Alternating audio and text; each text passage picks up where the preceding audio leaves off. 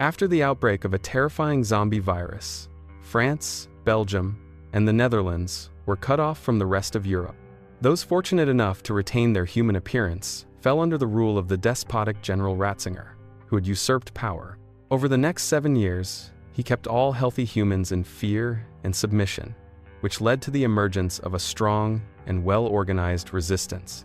Its fighters devoted all their efforts to finding a vaccine for the deadly virus. Finally, after long searches, a 5-year-old girl was discovered in one of the sectors, whose immunity had completely overcome the virus.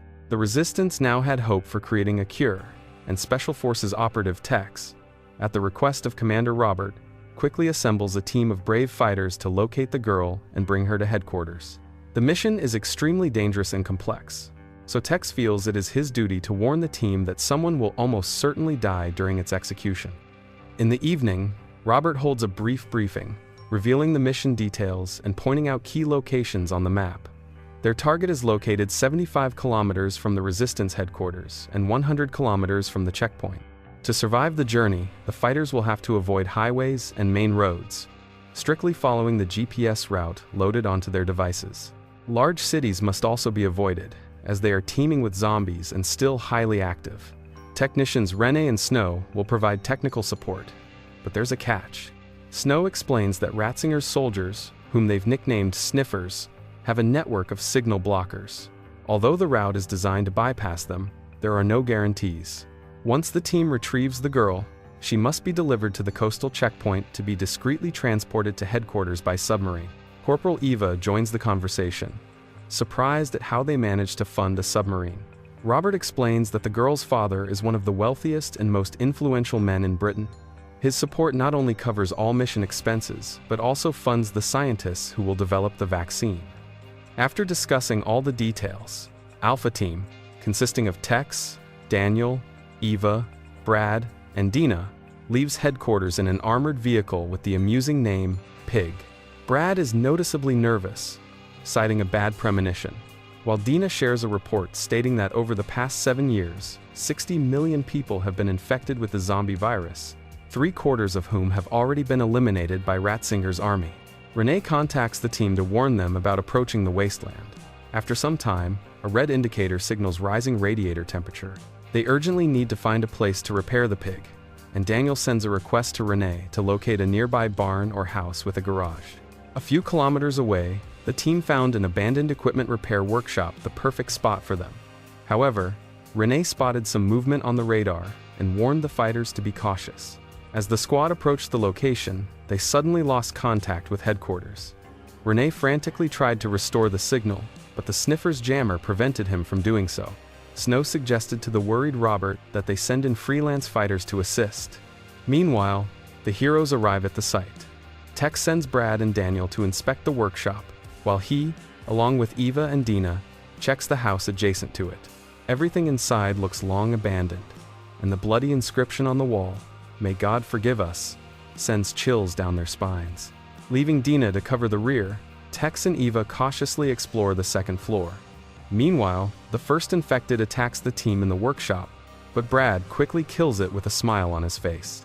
Soon, Tex's team is confronted by a wave of the undead. After dealing with them all, Tex returns to Dina and notices that she is acting suspiciously. He asks if she has been bitten by a zombie, to which she nervously replies that she's fine. Brad immediately begins repairs, but since it will take several hours, the team decides to set up camp in the house. That same night, the resistance leader Vanguard responds to the call for help. Some of his fighters initially refuse the dangerous mission, but upon learning that in 2 weeks they will run out of food, beer, and cigarettes, they change their minds, realizing they too will soon need assistance. Shortly afterward, the rebels storm the Sniffer's positions and successfully destroy the signal-blocking antenna. The next morning, Eva tries to wake the deeply sleeping Dina, when suddenly the woman lashes out at her, attempting to bite. Tex is forced to shoot her. Apparently, the zombie had bitten Dina, and she had turned while asleep. By this time, the pig was back in working order, so there was no need to linger in the house. Seeing how upset Eva was, Brad tried to comfort her, saying that something like this could have happened to any of them, so there was no reason to blame herself. The team continues on their journey. Tex calls headquarters and informs Renee of Dina's death, asking the distraught young man to stay on the line, as his assistance would soon be needed. After some time, the heroes reach the border checkpoint. Daniel surveys the area through binoculars, while Renee completes reconnaissance using a drone. There are several of Ratzinger's soldiers ahead, and it's unclear how many more are hidden inside. Tex knows he must plan carefully to open the gates. Following his instructions, Daniel takes a sniper position in a nearby building to provide cover for Eva and Brad. On Tex's command, they begin eliminating enemies one by one. However, they are unable to do it silently, and soon a piercing alarm sounds over the checkpoint. More sniffers arrive due to the noise, and the situation starts spiraling out of control. Tex orders his team to immediately retreat to the vehicle. The gates are already open, and they can drive through. But unfortunately, Brad is caught and doesn't make it. That night, a subdued Tex, Eva, and David arrive at the designated meeting point. Leaving Eva in the car, Tex and David enter an old hotel where they are met by fighters from the Resistance transit team. One of them, named Robin, asks Tex why they took so long. They had been waiting there all day. Tex, irritated, explains that they ran into problems on the road and lost 2 team members. Suddenly, a terrifying noise echoes from the far end of the corridor, signaling approaching zombies. Tex urges everyone to return to the vehicle as quickly as possible. Meanwhile, Renee and Snow attempt to connect to a Russian satellite, as contact with Alpha Team has been lost again. Tex is equipped with a beacon, and by hacking the satellite, they can at least determine his location. Robin leads Tex to his commander, Darcy, and introduces him to a woman named Jen. Tex asks to see Jen's wound to make sure she truly survived a zombie bite. While Darcy takes the girl to gather her belongings, Tex continues questioning Robin for details. It turns out that Jen was severely bitten a month ago while scavenging for supplies. The girl was so terrified of being shot that she decided to hide it. A week later, Darcy noticed the wound and could hardly believe her eyes. Not only had Jen not turned into a zombie, but she also hadn't infected anyone else in the camp. They then accessed the database to learn more about her. That's when her father's name came up, a wealthy businessman with whom Darcy immediately made contact. Noticing that the majority of people in the camp were women, Tex asked about that too. Robin explained that a few months ago, they had received a distress signal from a group of survivors and sent a team of men to help them, but all of them had been infected with the damn virus. Shortly after, Tex contacts headquarters. Robert is glad to hear from his best fighter, but upon learning about the losses in his team, he suggests returning to base. Tex insists that he will complete the mission. By this time, Jen is ready to set out. Suddenly, Daniel pulls Tex aside and asks for permission to stay in the camp, as he wants to help the locals escape their desperate situation. Tex reluctantly agrees, and he, Eva, and Jen continue toward the coast. Along the way, Eva asks Jen about her parents, and learns that she hasn't seen them in a long time.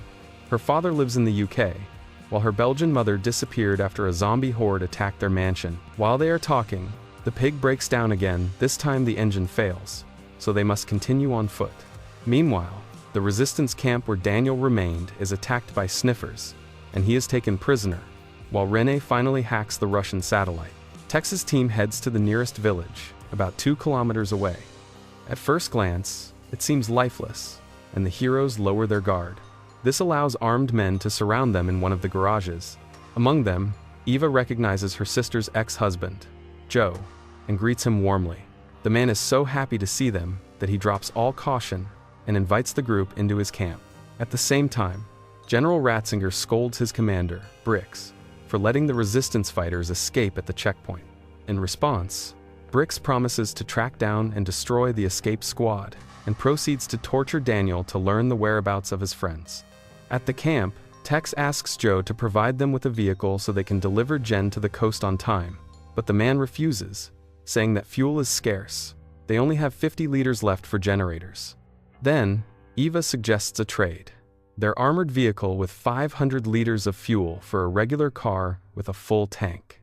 Joe agrees, and the exchange takes place.